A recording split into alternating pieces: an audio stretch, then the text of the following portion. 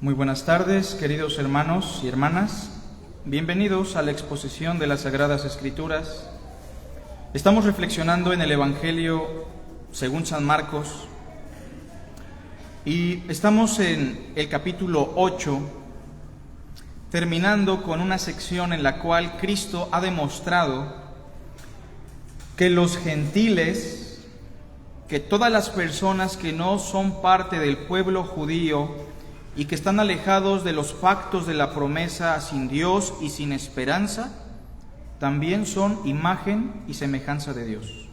También son valiosos, y evidencia de ello es que Cristo ha sanado a la hija de una mujer sirofenicia.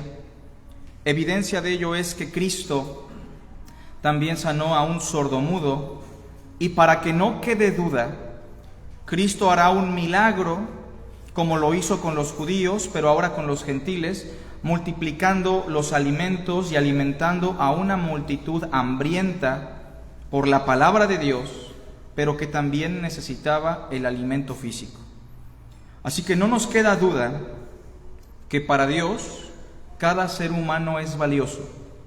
No debe quedarnos duda que para Cristo cada ser humano es el objeto del amor de Dios, porque de tal manera amó Dios al mundo, que dio a su Hijo unigénito, porque Dios ha mostrado su amor para con nosotros en que, siendo aún pecadores, Cristo murió por nosotros. Y no debe quedar duda de que somos valiosos para Dios a pesar de nuestra corrupción, porque evidencia de que Dios también ha dado salvación a los paganos somos nosotros congregados aquí, y recordando lo que dirá tal vez Génesis o Isaías sobre las profecías mesiánicas, diciendo: vendrá Silo, a él se congregarán los pueblos, no solamente Israel, o por su conocimiento justificará mi siervo justo a muchos y llevará las iniquidades de ellos. Bueno, pues en el capítulo 8 entramos a una sección en la cual Cristo se enfrenta, antes de ir a otra sección, con el grupo de los religiosos de la época. Se enfrenta principalmente con los fariseos, con los saduceos y con un grupo conocido como los herodianos.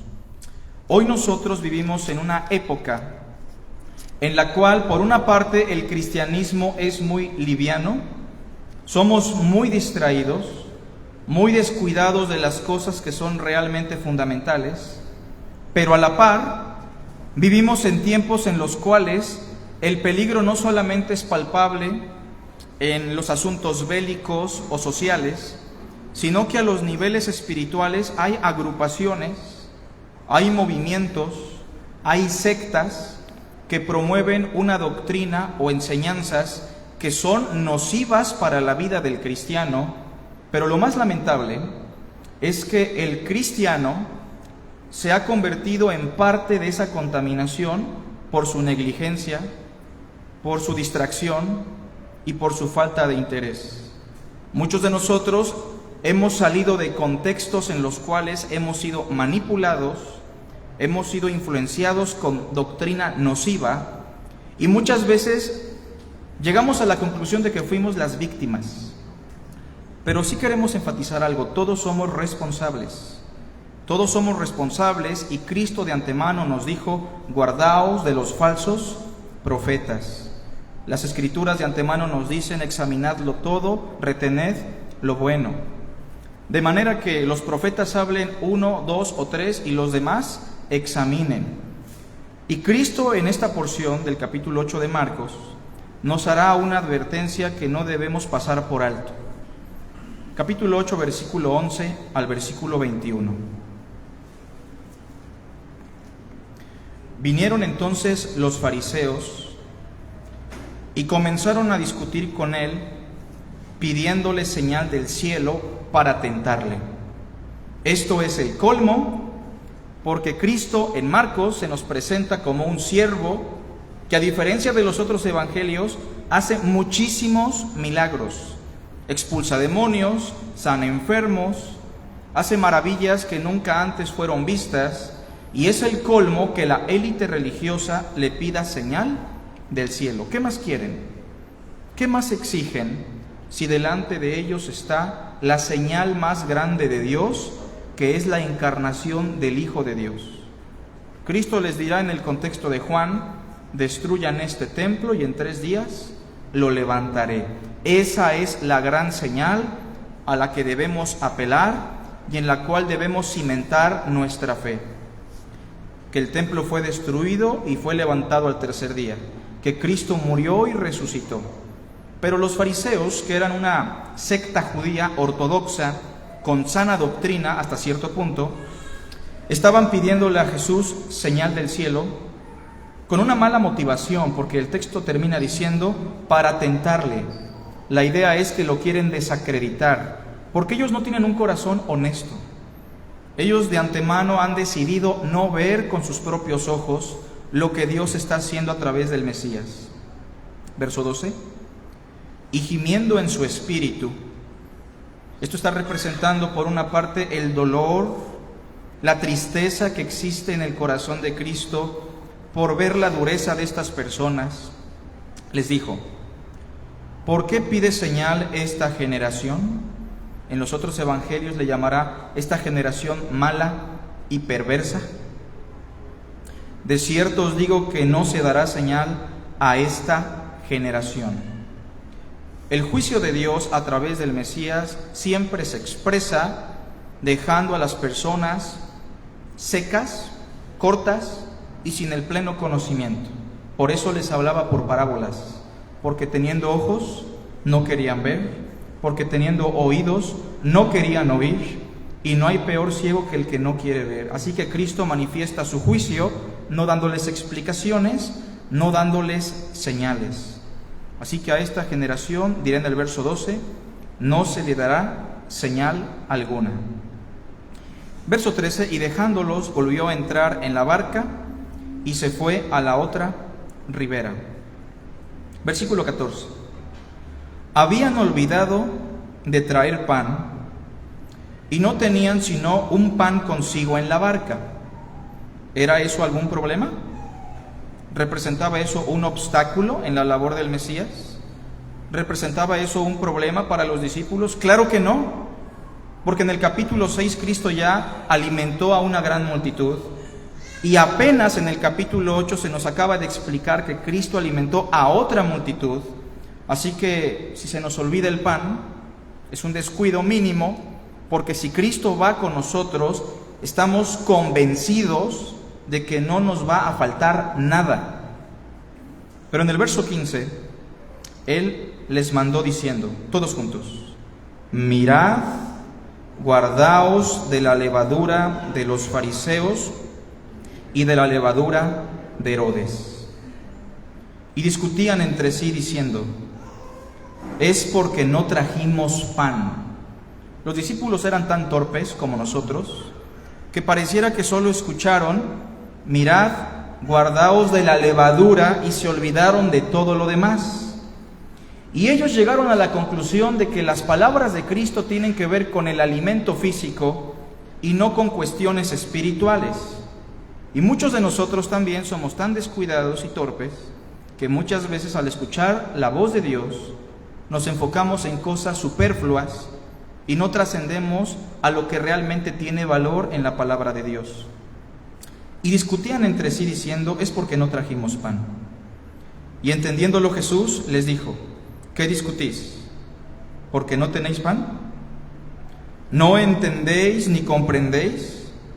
¿Aún tenéis endurecido vuestro corazón? ¿Teniendo ojos no veis y teniendo oídos no oís? ¿Y no recordáis? A ver, cuando partí los 5 panes entre 5,000, ¿cuántas cestas llenas de los pedazos recogisteis? Ellos dijeron: 12, sobró bastante. Y cuando los 7 panes entre 4,000, ¿cuántas canastas llenas de los pedazos recogisteis? Ellos dijeron: 7. ¿Cómo aún no entendéis? El día de hoy, nuestro tema básicamente emana de la declaración de Cristo en el versículo 15. Guardaos de la levadura de los fariseos y guardaos de la levadura de Herodes. Nosotros ya no vivimos en una época en la cual sigue existiendo la secta de los fariseos. La secta de los fariseos desapareció siglos después. Sin embargo, en nuestra época existen denominaciones cristianas, existen ramificaciones del cristianismo que siguen abordando la fe a partir de la filosofía y del espíritu de los fariseos. Y aunque ya no vive Herodes Antipas o Herodes el tetrarca, en nuestra época hay personas que siguen contaminadas con la filosofía, la vida y la doctrina del rey Herodes. En ese sentido, hoy vamos a advertir, queremos prevenir para que usted y yo nos guardemos de la levadura de los fariseos y de la levadura de Herodes, que en otros términos estamos hablando de doctrinas que son nocivas. Y así como Cristo se admira y se indigna de cómo sus discípulos no pueden discernir y no se pueden percatar de lo dañino que es la doctrina de los fariseos y de la levadura de Herodes, el día de hoy también nos podemos indignar de cómo muchos cristianos son tan fluctuantes de un lado a otro, no llegan a definir la doctrina del Señor correctamente, se dejan influenciar por cualquier viento de doctrina y su vida se ve afectada constantemente. Ahora bien, el concepto de levadura no solamente tiene que ver con la influencia, sino con la propagación, porque así como la levadura empieza a influenciar toda la masa, la doctrina de los fariseos, que es el legalismo extremo, llega a influenciar la vida de una congregación y la vida de todo cristiano. Así que en primer lugar, número 1, vamos a responder a una pregunta. ¿Por qué debemos atender a esta advertencia? ¿Por qué debemos atender a la advertencia de guardarnos de la levadura de los fariseos y de la levadura de Herodes? Algunas personas dirán, y con justa razón, enfoquémonos en lo que dice la palabra y no miremos alrededor con respecto a las doctrinas falsas que circulan. No hay necesidad de señalarlas si solamente nos dedicamos a lo que la Biblia enseña. Y tienen razón, hermanos. Es verdad que la Biblia es suficiente para poder distinguir cuando algo es doctrinalmente nocivo. Sin embargo, Cristo Jesús, con nombre y apellido, nos advierte sobre un grupo en particular: guardaos de la levadura de los fariseos y guardaos de Herodes, un personaje conocido en la época. El mismo apóstol Pablo dirá también con nombre que tengamos cuidado de ciertos personajes en el contexto de la iglesia de los Efesios que estaban infiltrando doctrinas destructivas, como Fileto, Alejandro, entre otros hermanos que estaban predicando herejías. En ese sentido, muchas veces sí es necesario no solamente estudiar las Escrituras y no mirar como si no pasara nada, sino advertir también en voz alta que hay grupos que son nocivos, que son tóxicos y que dañan la salud espiritual del cristiano. Y les repito, aunque ya no existen los fariseos, el sistema sigue vivo. Y aunque ya no existe Herodes y su influencia como tal, aún se puede percibir en el ámbito cristiano. Así que en primer lugar respondamos a la pregunta: ¿por qué debemos atender a esta advertencia? ¿Por qué la advertencia es tan importante y por qué la debemos atender? Inciso A: porque somos muy descuidados en los asuntos del reino. Somos extremadamente descuidados en los asuntos del reino. Yo les aseguro, hermanos, que en un gran porcentaje de la población cristiana, de todo lo que escuchan de la palabra de Dios en un sermón, hay muchos hermanos que retienen tal vez el 10 o el 15% de lo que la Biblia enseña. Yo les aseguro que somos tan descuidados de las cosas del reino que muchas veces en nuestra lectura bíblica solamente estamos cumpliendo con un protocolo y no estamos reflexionando nada sobre lo que estamos leyendo. Yo estoy completamente convencido que en el contexto de la iglesia muchas veces hacemos cosas meramente por seguir también con una estructura o un protocolo y dejamos con mucho descuido lo que Dios dice en su palabra y no buscamos la justicia del reino. Y los apóstoles no eran diferentes a nosotros. Ellos eran igual de descuidados que usted y que yo. Vea lo que dice el versículo 14. Habían olvidado de traer pan. Bueno, son descuidados tan solo en lo más mínimo, la comida. Y no tenían sino un pan consigo en la barca. Y él les dijo: mirad, guardaos de la levadura de los fariseos y de la levadura de Herodes. Y discutían entre sí, diciendo: es porque no trajimos pan. Yo quiero preguntarles, ¿ellos realmente le pusieron atención a las palabras de Jesús? Para nada. Yo le pregunto a usted, cuando usted escucha la palabra, ¿realmente le pone atención? No cuando usted escucha al hermano Carlos, sino cuando usted escucha la palabra de Dios, cuando usted lee la palabra de Dios. ¿Realmente usted reflexiona y escucha atentamente lo que Dios dice? Porque muchas veces somos tan descuidados en los asuntos del reino que pareciera que Cristo dice: guardaos de la levadura, y lo demás como que no lo escuchamos o hicimos caso omiso. ¿Cuántas veces no tenemos problemas en nuestra vida por descuidar aspectos de la palabra de Cristo que son básicos y que son esenciales? Así que debemos atender a la advertencia, porque de antemano todos los cristianos, incluyendo a los apóstoles, son muy descuidados. Somos descuidados en los asuntos del reino. Ellos no le pusieron atención a Cristo. Ellos solamente captaron la esencia superficial de sus palabras y ni siquiera se atrevieron a preguntarle: Señor, no te entendimos, explícanos mejor. Ni siquiera tuvieron ese interés. Ellos sacaron sus propias conclusiones. Entonces notemos cómo el cristiano puede ser peligroso para sí mismo cuando no escucha a Dios y cuando saca sus propias conclusiones de lo que dice la palabra de Dios. Hermanos, la palabra de Dios es muy clara en lo que dice, ¿o no? Pero nosotros estamos acostumbrados a no escuchar con atención y a sacar nuestras propias conclusiones. Así que, ¿por qué debemos atender a esta advertencia? Ya dijimos, porque somos altamente descuidados en los asuntos del reino. Muy descuidados, hay que enfatizar. Inciso B. Debemos atender esta advertencia también, inciso B, porque centramos nuestra atención en asuntos superficiales y secundarios.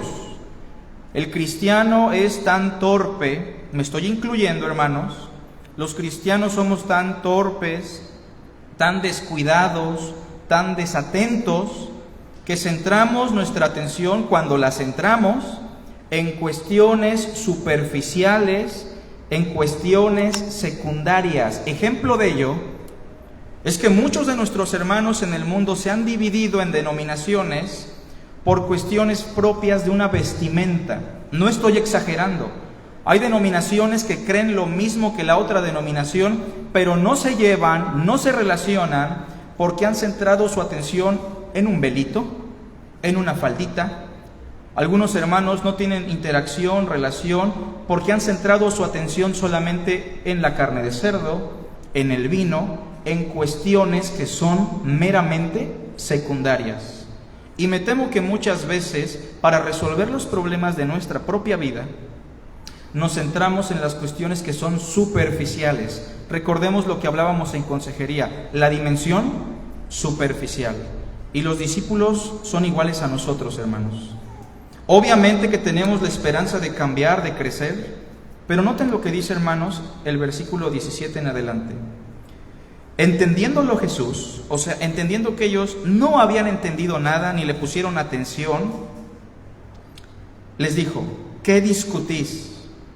O sea, noten cómo los discípulos están invirtiendo tiempo, interacción, palabras, están en medio de una discusión por algo que no tiene razón de ser, por algo que no tiene caso. Y muchas veces nosotros somos iguales, discutimos por cosas que no son valiosas, invertimos nuestra vida en cosas que no son realmente esenciales, porque pensamos que eso fue lo que quiso decir Dios. Dice el versículo 17, ¿qué discutís? ¿Porque no tenéis pan? ¿En verdad están centrando su atención en esas cosas tan insignificantes, tan superficiales? ¿No pusieron atención a lo que yo dije? ¿No escucharon bien mi palabra? A ver, versículo 17 les dice el Señor: ¿aún tenéis endurecido vuestro corazón? Quiero recordarles lo que vimos hace unas semanas. ¿Cómo se manifiesta la dureza de corazón? Por una falta de interés en las palabras de Dios. Y estos fueron los que fueron sembrados junto al camino, los que oyen la palabra, pero no le entienden, no le dan el interés, y entonces viene el enemigo y quita lo que fue sembrado en su corazón. Mis hermanos, la dureza de corazón se manifiesta en la falta de interés en la palabra de Dios. Y les dice en el verso 18: teniendo ojos no veis, y teniendo oídos no oís. Nada más faltó que les dijera: ustedes se parecen muchísimo ¿a quiénes? A los fariseos, que han sido testigos de mis milagros, de la palabra, de la manifestación del reino, y son ciegos y guías de ciegos, que centran su atención en cosas superficiales. Así que esta advertencia es para usted y esta advertencia es para mí. Todos nosotros somos proclives al sectarismo y a darle atención a cosas que son secundarias. Recuerdo bien que estudiábamos en un seminario o en un instituto bíblico fundamentalista, donde nos daban deméritos y nos cobraban cada demérito a 10 pesos, y los deméritos no estaban en función de cosas realmente profundas o teológicamente importantes. Las faltas radicaban en que si el calcetín era de color, un demérito. Si no llegabas con tu corbata hasta arriba, otro demérito. Si no ayunabas tantas veces a la semana, otro demérito. Somos proclives al sectarismo, hermanos. Somos proclives a cumplir con protocolos e ignorar por completo la palabra de Dios. Y por esa razón todos debemos atender a la advertencia de Cristo. Guardaos de los falsos profetas, en particular, guardaos de la doctrina de los fariseos y de la doctrina de Herodes. Ahora, después de este primer punto y después de responder a la pregunta de por qué debemos atender a esta advertencia, en segundo lugar, me gustaría explicar en qué consiste la doctrina de los fariseos y en qué consiste la doctrina de Herodes. Porque siempre que hablamos de un fariseo, de seguro que usted dice: son muy malos, son sectarios, son perversos. Pero tal vez si nos acercamos un poquito a quiénes eran los fariseos, incluso nos podremos ver nosotros mismos en un espejo, porque todos aquí somos fariseos en menor o mayor medida. Notemos lo que dice, por favor, el inciso A. Hablemos un poquito de la doctrina de los fariseos. Bueno, ustedes recordarán que en el año 605 a.C., el rey Nabucodonosor le ganó la guerra al rey Necao II de Egipto, y al ganarle al rey de Egipto, Necao, él llega a Jerusalén, que era un aliado de los egipcios, se lleva a Daniel y a los jóvenes que ya conocemos, deja saqueado el templo, y años después regresa y lo arrasa por completo, y el pueblo judío se queda sin templo, sin sacrificios, sin culto, y solamente había uno que otro profeta. Se va a restaurar el templo en tiempos de Esdras y Nehemías por la influencia de la reina Esther con el rey Artajerjes, que era su pareja. Y entonces, aproximadamente 49 años, se restaura el templo de Jerusalén. Pasa el tiempo y Dios deja de hablarle al pueblo. Ya no hay revelación, ya no hay profetas, y a falta de profetas de Dios, y a falta de gente sabia en Israel, se originan algunas sectas ortodoxas y conocidas para el tiempo de Jesús. En los famosos 400 años de silencio es que nace una secta conocida como la secta de los fariseos. Y la secta de los fariseos también nace a la par con las pequeñas congregaciones que en tiempos de Cristo eran las sinagogas. Así que a falta de profetas necesitamos maestros, intérpretes de la ley, necesitamos un grupo de líderes que nos pueda enseñar la voz de Dios. Y a falta de templo o a falta de recursos para llegar al templo, vamos a implementar las pequeñas sinagogas, que eran congregaciones diseminadas por todo el reino judío. Bueno, pues los fariseos entonces eran vistos como el ejemplo a seguir para todo el pueblo judío en tiempos de Jesús. Eran personas que conocían la palabra de Dios, porque la mayoría de ellos eran escribas, intérpretes de la ley, pero los fariseos tenían una particularidad. Ellos amaban implementar reglas sobre los mandamientos de Dios. Ellos amaban implementar tradiciones como doctrinas de hombres que tenían que ser abrazadas como si fuesen la palabra de Dios. Ellos tenían en su afán de agradar a Dios tantas reglas que su vestimenta tenía que ser específica. Ellos amaban orar en las esquinas para ser vistos por los demás. Ellos amaban diezmar aún los condimentos más básicos e insignificantes. Ellos amaban también los primeros lugares en los lugares políticos, religiosos, como influyentes de Israel. Y sobre todas las cosas eran personas muy duras de corazón que se consideraban justos a sí mismos. Para los fariseos no había ningún otro grupo que fuera tan importante como el suyo. Creían en la inspiración del Antiguo Testamento, de todos los libros canónicos, palomita. Creían en la doctrina de la predestinación también, otra palomita. Eran ortodoxos en su conocimiento de Dios. Sin embargo, su influencia se traduce en una sola palabra: la hipocresía y el legalismo. Y es sobre eso que Cristo nos advierte: guardaos de su doctrina, de poner en tela de juicio, lo que Dios dice. Guardaos de su influencia, de estarle pidiendo a Dios señales para que confirmen si yo, el Mesías, soy verdadero o no. Guardaos de la influencia de los fariseos, que es la hipocresía. Notemos, por favor, algunos pasajes. Capítulo 8, versículo 11 y 12. Los fariseos comenzaron a discutir con Cristo, se ponen al tú por tú con Jesús de Nazaret, y lo que quieren es ver una señal del cielo.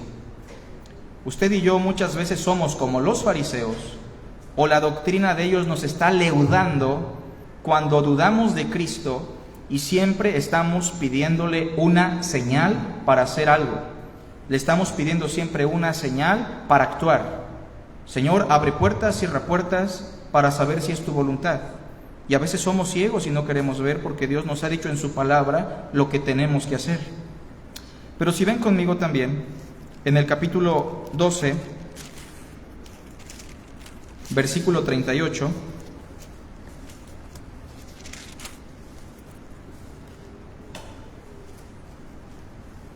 se nos habla un poquito de la levadura de los escribas y fariseos. ¿Cómo son ellos y de qué debemos de guardarnos? 12:38 de Marcos. Y les decía en su doctrina: guardaos de los escribas. Recordemos que la mayoría de los escribas eran fariseos. Escriba es un oficio, fariseo es una denominación religiosa. La mayoría de los escribas por excelencia eran fariseos. Guardaos de los escribas que gustan de andar con largas ropas. La ropa para ellos es muy importante. Si la ropa que la gente porta no es como la que ellos han definido como santa y sagrada, para ellos es un gran pecado. Para ellos la vestimenta es fundamental. Ellos gustan de andar con largas ropas y aman las salutaciones en las plazas y las primeras sillas en las sinagogas, en las congregaciones, y los primeros asientos en las cenas, que devoran las casas de las viudas y por pretexto hacen largas oraciones. Estos recibirán mayor condenación. Son personas que les gusta la exhibición, son personas a las que les gusta explotar a la gente que más necesita, y son personas que les gusta manifestar su santidad en aspectos superficiales, meramente como un vestido, como una prenda de vestir. Ellos condenan a los inocentes por cuestiones tan superficiales. Guárdense de estas personas, dice el Señor. Guardaos de la levadura de los escribas y fariseos, que es el legalismo, que es la hipocresía. Lucas, capítulo 11, nos da la advertencia y amplifica un poco más en qué consiste la levadura de los escribas y fariseos. Lucas 11, versículo 37. Cristo le dirá a los discípulos también: luego que hubo hablado, le rogó un fariseo que comiese con él. Esto es algo extraño, porque los fariseos tenían prohibido hablar con Jesús. Debió ser un fariseo de renombre y de autoridad para que nadie lo cuestionara, porque aún a Nicodemo se le cuestionó. Así que él quiere que coma con él, y entrando Jesús en la casa se sentó a la mesa. Probablemente era el fariseo Simón, que aparece en otros pasajes. El fariseo, cuando lo vio, se extrañó de que no se hubiese lavado antes de comer. ¿Cómo es el fariseo? Una persona que está al acecho, que está al acecho en las cuestiones más mínimas. ¿Por qué vistes así? ¿Por qué comes esto y no comes aquello? Guardaos de esa levadura. Sigue diciendo el versículo 39.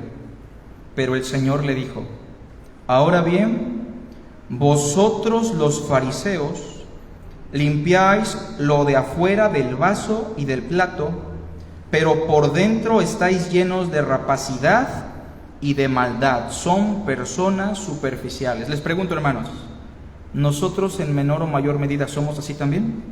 También. Y por eso Cristo nos advierte, porque somos proclives a ello. Todos somos legalistas, somos personas que damos apariencia muchas veces. Y estamos en un proceso, pero debemos aferrarnos a no dejarnos leudar por esta doctrina. 40. Necios, el que hizo lo de fuera, ¿no hizo también lo de adentro? ¿Por qué se centran en lo superficial? 41. Pero dad limosna de lo que tenéis, y entonces todo os será limpio. Haced misericordia, eso significa dad limosna. Haced misericordia con los más necesitados. Mas hay de vosotros, fariseos, que diezmáis la menta y la ruda y toda hortaliza, y pasáis por alto la justicia y el amor de Dios. ¿Cómo es el fariseo? El fariseo ama los protocolos por encima de las virtudes del reino, ¿se entiende? El fariseo, o la actitud del fariseo, es llevar un proceso tal vez de confrontación, pero no llevar el proceso de restauración. ¿Se entiende la idea? El fariseo está más preocupado por el protocolo y no por la virtud de la justicia, el amor y la misericordia. Dice Cristo más adelante, verso 42, esto os era necesario hacer, ¿sin qué? Sin dejar aquello. Hay de vosotros, fariseos, que amáis las primeras sillas en las sinagogas y las salutaciones en las plazas. Hay de vosotros, escribas y fariseos hipócritas, falsos, que sois como sepulcros blanqueados, como dice Mateo, ¿verdad? Sepulcros que no se ven, y los hombres que andan encima no lo saben. Respondiendo uno de los intérpretes de la ley, o sea, un escriba que era fariseo, le dijo: maestro, cuando dices esto, ¿también nos afrentas a nosotros, los más estudiosos? Porque algunos somos escribas, maestro, algunos somos maestros de la ley, intérpretes. Recordemos que los escribas se sabían casi de memoria, hermanos, toda la Biblia del Antiguo Pacto, porque ellos la escribían constantemente, y si fallaban con una letra, desechaban el pedazo, se bañaban, se colocaban ropa nueva, hacían su rezo y otra vez iniciaban donde se quedaron. Así que también te refieres a nosotros, la élite del conocimiento intelectual de Dios. Y les dijo: hay de vosotros también intérpretes de la ley, porque cargáis a los hombres con cargas que no pueden llevar, mandan cosas innecesarias, pero vosotros ni aun con un dedo las tocáis. Hay de vosotros que edificáis los sepulcros de los profetas a quienes mataron vuestros padres, de modo que sois testigos y consentidores de los hechos de vuestros padres, porque a la verdad ellos los mataron y vosotros edificáis sus sepulcros. Por eso la sabiduría de Dios también dijo: Les enviaré profetas y apóstoles, y de ellos a unos matarán y a otros perseguirán. ¿Cómo son los escribas y fariseos? Personas que aborrecen a las otras personas que hablan de la palabra de Dios. Personas que persiguen a los que genuinamente hablan del reino de Cristo. Y dice el verso 50, para que se demande de esta generación la sangre de todos los profetas que se ha derramado desde la fundación del mundo, desde la sangre de Abel hasta la sangre de Zacarías, que murió entre el altar y el templo. Sí, os digo que será demandada de esta generación. Hay de vosotros, intérpretes de la ley, porque habéis quitado la llave de la ciencia, vosotros mismos no entraréis, y a los que entraban se lo impedisteis. Diciéndoles él estas cosas, los escribas y los fariseos comenzaron a estrecharle en gran manera y a provocarle a que hablase de muchas cosas, acechándole y procurando cazar alguna palabra de su boca para acusarle. Capítulo 12, verso 1. Terminamos con esta sección. En esto, juntándose por millares la multitud, tanto que unos a otros se atropellaban, comenzó a decir a sus discípulos primeramente. Noten, hay una gran multitud, pero el mensaje primordialmente va dirigido ¿a quién? A los discípulos, todos juntos. Guardaos de la levadura de los fariseos, que en una sola palabra es la hipocresía. En esencia es eso. ¿Somos auténticos, hermanos? ¿Somos genuinos? ¿O nos gusta guardar apariencias? Es muy chistoso. En algunos ámbitos la gente cumple con un requerimiento de vestimenta. Y me ha tocado, ¿no? Y es muy absurdo y muy chistoso que cuando se acerca el pastor, inmediatamente tienen que cambiar su vestimenta. Guardaos de la hipocresía. Guardaos de la levadura de los fariseos. O como Pablo y Pedro. Cuando Pedro estaba con los paganos, comía de todo, camarones, cerdo, etcétera, porque él sabe que nada es inmundo. Pero una vez que venían los de parte de Jacobo, los judíos, se retraía. Era hipócrita con los hermanos. Guardaos de la levadura de los fariseos. Cuando usted interactúa con la iglesia, ¿es auténtico? ¿O se guarda cosas? ¿O no es sincero? Guardaos de la levadura de los fariseos, que es la hipocresía, dice Cristo. Ahora, inciso B. La levadura de Herodes. ¿En qué consiste la doctrina de Herodes? Bueno, en la historia bíblica encontramos a dos personajes que se llaman Herodes, aunque hubieron más. El primero fue Herodes el Grande, el rey de Judea, Galilea y una región importante de Israel, que fue rey tanto con los griegos como con los romanos. Este fue el rey que mandó a matar a los niños en Mateo capítulo 2, cuando nace el niño Dios Jesús de Nazaret, si lo recuerdan. Y se le llamó popularmente Herodes el Grande, el gran león, así se le llamaba vulgarmente, porque era un hombre sagaz, astuto, sabio, que se interesó por la arquitectura, que mandó a engrandecer el templo de Jerusalén, que también se le llamó el templo de Herodes, para vergüenza de los judíos. Un hombre que indagó un tanto en el judaísmo para ganarse su confianza, tanto que muchos judíos se volvieron fanáticos del rey Herodes. No sé si han leído en la Biblia, en el Nuevo Testamento, que había un grupo religioso político que se conocía como los herodianos. Eran judíos, para vergüenza del judaísmo de la época, que estaban fanatizados por el rey Herodes y anhelaban que la dinastía de Herodes se quedara instaurada en Israel. Esto es algo aberrante.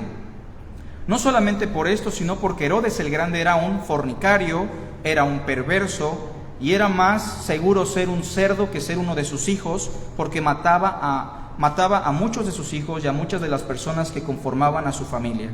Bueno, pero Herodes el Grande era un hombre muy astuto. Sin embargo, en Marcos capítulo 8, cuando Cristo dice guardaos de la levadura de Herodes, Herodes el Grande ya estaba muerto. O sea que no se refiere a este Herodes. Cuando Herodes muere, el Imperio Romano divide el reino de Israel en 4 partes. Y aún Herodes, conocido como Herodes Antipas, que es el tetrarca que nosotros encontramos en el Evangelio, se le otorga la región de Galilea. Por eso cuando Cristo va a ser condenado, Pilato dice: no me corresponde a mí, sino a Herodes. Este Herodes tetrarca en algún momento procuró matar a Jesús, y los fariseos le advirtieron y le dijeron: ten cuidado porque Herodes procura matarte, sal de los contornos. Y Cristo dijo: vayan y díganle a esa zorra que hago milagros, sano enfermos, moriré en la cruz y voy a resucitar.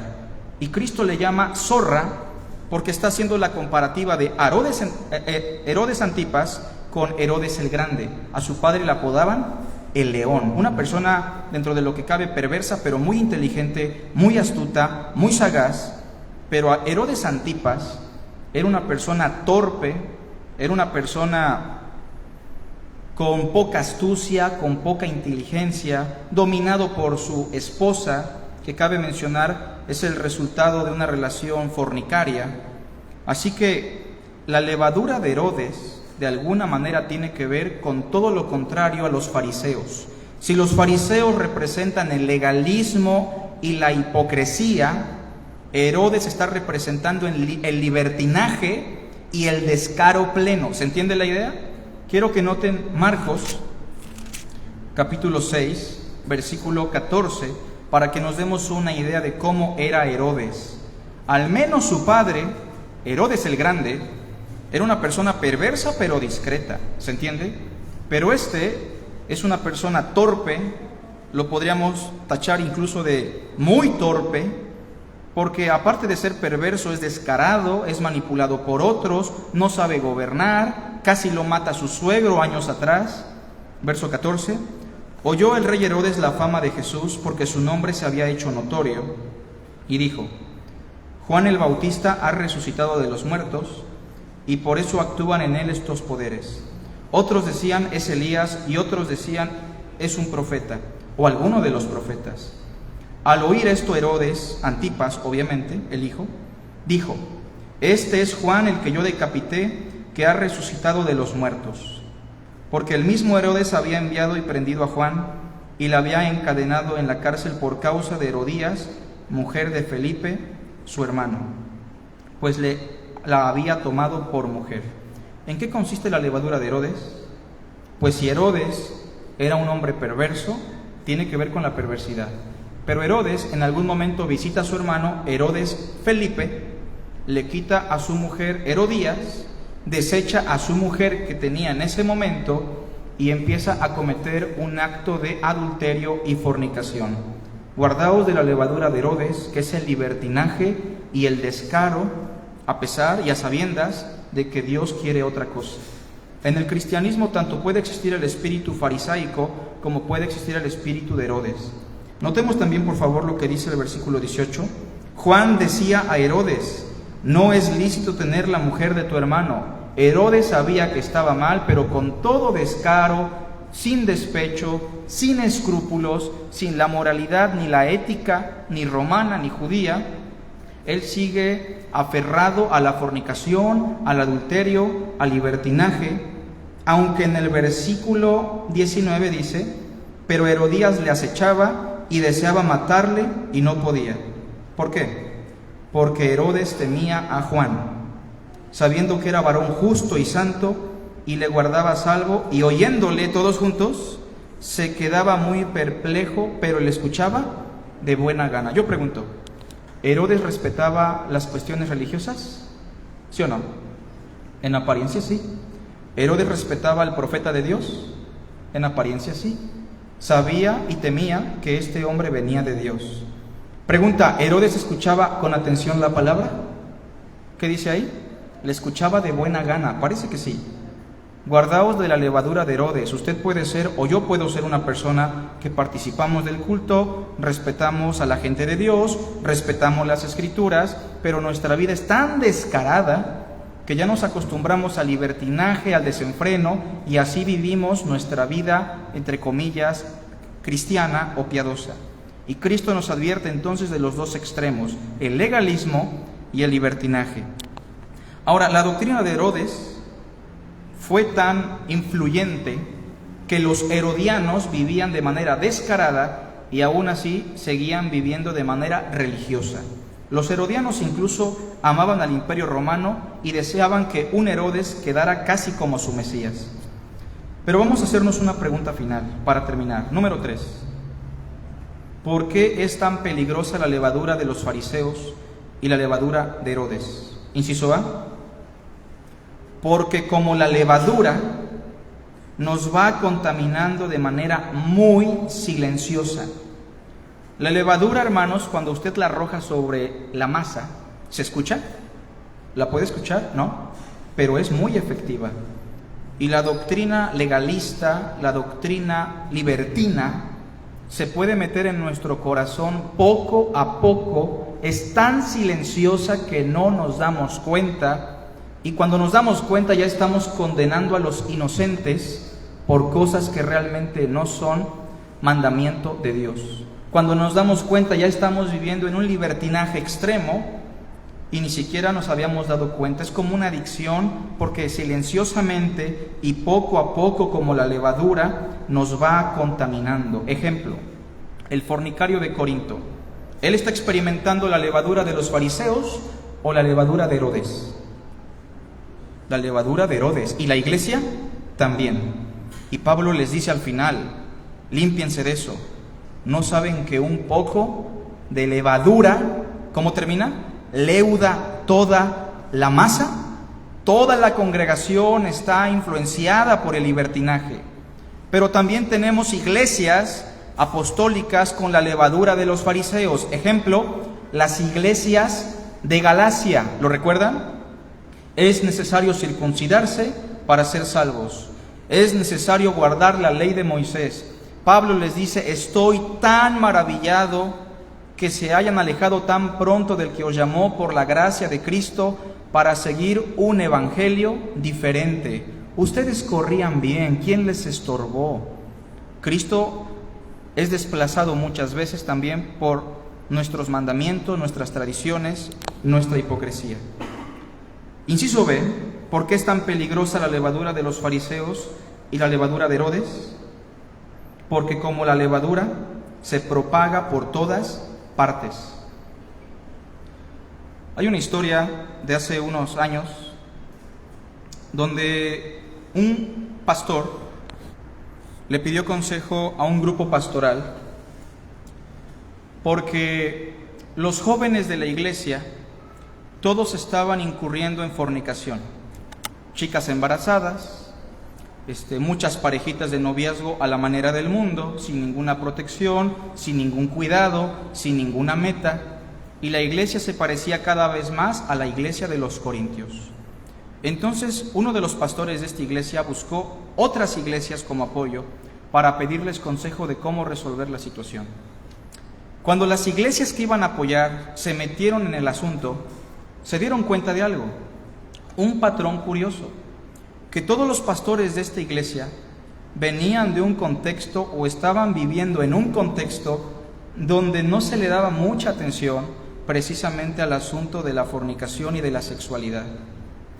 Prontamente un pastor sabio dijo, parte del problema tiene que ver con el trasfondo de todos los ministros, todos los líderes que han dado un ejemplo. Y citó un texto que dice, un poco de levadura leuda toda la masa. Tenemos que tener cuidado, porque la levadura de la falsa doctrina nos puede abrazar de manera muy inmediata. Siempre pregúntese algo antes de actuar. ¿Qué dice Dios? Pero no solamente qué dice Dios, ¿qué quiso decir con lo que dijo Dios? ¿Se entiende la idea? ¿Qué dice la Biblia? Pero aparte la otra pregunta es, ¿qué quiso decir cuando lo dijo? Porque ellos escucharon, guardaos de la levadura, pero no quisieron entender ni entendieron lo que quiso decir Cristo con eso. Tratemos de guardarnos de ello. Tenemos la palabra de Dios más segura y ayudémonos mutuamente para que no nos infectemos por la falsa doctrina, hermanos. Hagamos una oración. Te damos las gracias, Señor. Padre nuestro, tú eres bueno, tú eres perfecto, y te queremos pedir perdón porque somos torpes, descuidados, y nos dejamos influenciar por filosofías, por doctrinas humanas. Y muchas veces, Señor, damos por sentado que es tu palabra y después nos damos cuenta, Señor, que era palabra de hombre y no palabra de Dios. Danos sagacidad, danos amor, paciencia, tolerancia, y no permitas que nos contaminemos con las doctrinas nocivas que circulan en nuestra época. Perdónanos, Padre, porque todos hemos sido como los fariseos o como Herodes. Ten misericordia de nosotros, te lo rogamos en Cristo Jesús. Amén.